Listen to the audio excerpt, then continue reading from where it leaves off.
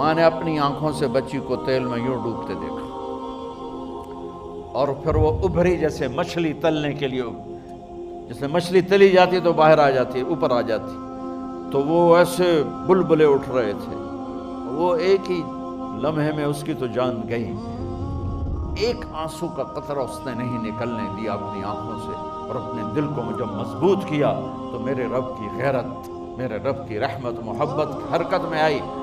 اللہ نے ماں کی آنکھوں سے پردہ ہٹا دیا، اور ماں نے اپنی بیٹی کی روح کو نکلتے دیکھا،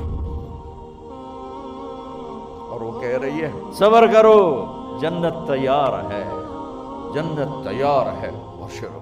معصوم بچی کو تو پتہ بھی نہیں تھا کہ کیا ہونے والا ہے، اس کو پکڑ کے یوں ڈالا، اس کی تو آہ بھی نہ نکلی، اور وہ مچھلی کی طرح تلی گئی۔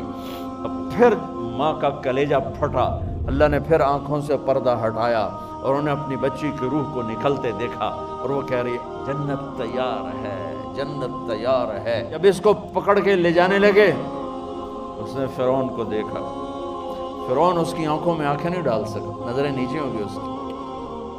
کہنے لگی میری ایک بات مانو گے، میری ایک خواہش پوری کرو گے؟ فرعون نے پوچھا کیا؟ کہ جب میں بھی جل جاؤں تو میری اور میری